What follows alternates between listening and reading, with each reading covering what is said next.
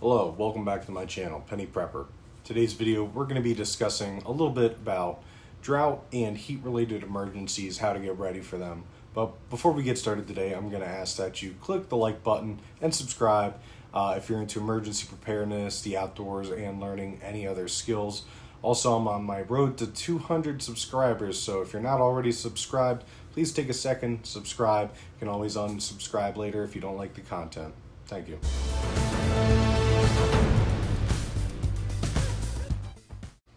Today's video, we're going to be talking a little bit more specifically about the drought side of things, about making sure that you have enough water and the ways to sustain yourself through that. I've already done a video regarding heat illness and heat emergencies, which I will post right up here if I did it right. So check that out if you're interested in looking more about heat-related emergencies and illness.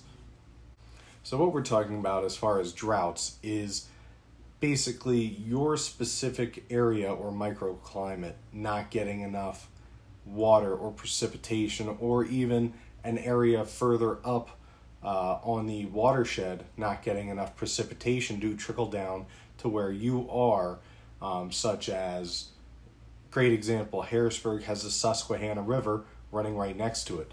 If there were to not be enough precipitation further up north, it would be very possible for that river to get even more low, which it is already a very shallow river. So it is possible, if there's not enough precipitation in that direct area to come down off the mountains, or enough precipitation rain to happen further north, that it could essentially start to dry up. Now, one thing you might be thinking is, oh, I already have my homestead set up and I am pretty well protected from lack of water, stuff like that, or lack of rain. Well, have you also taken into consideration, for example, 3 Mile Island is actually situated right in the Susquehanna River, just south of Harrisburg, Pennsylvania. If they were to run out of that water supply, which so far hasn't happened, where they have not had enough water flowing down the river, but if there were to be a significant drought, the reactors are still technically active. They're still trying to cool down the spent fuel rods. So if they were to suddenly get lack of water, I'm sure that they would be able to temporarily continue to cool those rods down, especially because they're not currently producing electricity.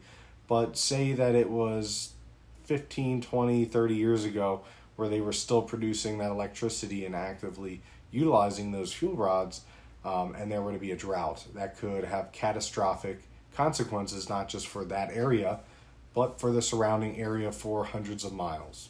Also, if you are one of those people that has a homestead and you have built up the resources to be able to sustain yourself off-grid, a drought can obviously affect you negatively. You may have a 2,500 gallon tank collecting rainwater and it's filled to the brim, but after a couple weeks, months of watering the garden, or let's say washing yourself off, utilizing it to drink, eventually it's a finite resource and will be depleted.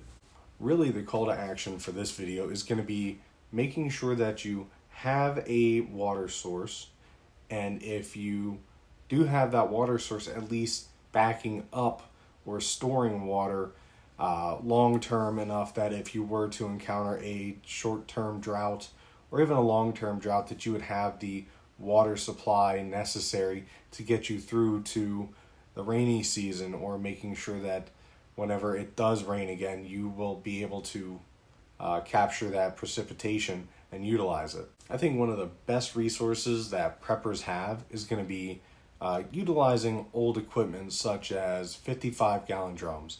If you're able to get a 55-gallon drum and put it under your rain gutter, obviously you're going to have to do a little bit of filtering. Last thing you want is to have a bird either take a dump in it, or worse, have a bird that is deceased fall into your water supply, because that will make you ill. You'll have much worse issues.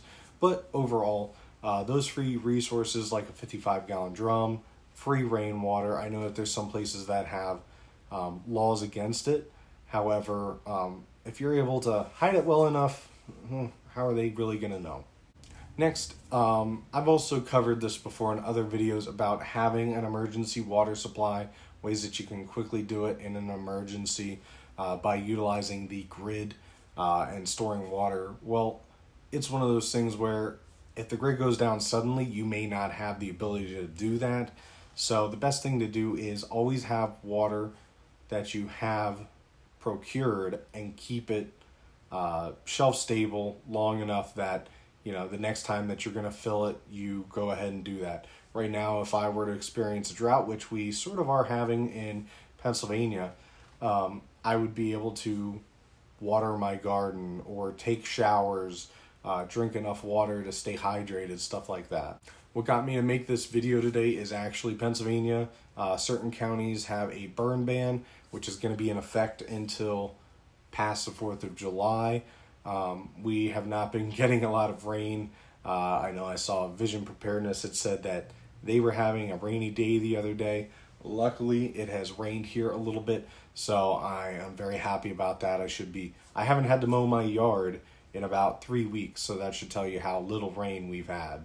As always, my call to action is just getting started, whether that's having some water bottles stored in your basement or getting a 5-gallon jug at Walmart and filling it up, even taking used gallon, not milk jugs, but let's say water jugs, or if you drink tea or some sort of beverage, utilize that, wash it out thoroughly, put bleach in it, make sure that you get everything out of there. Milk jugs do not do too great, so don't utilize those, but other than that, you can utilize whatever containers you can. And a lot of the tap water that you get out of the tap is going to naturally have preservatives that will let that water sit for about 6 months depending. All right, that's all we have for today's video. If there's anything you would like to see in the upcoming videos, please comment and let me know.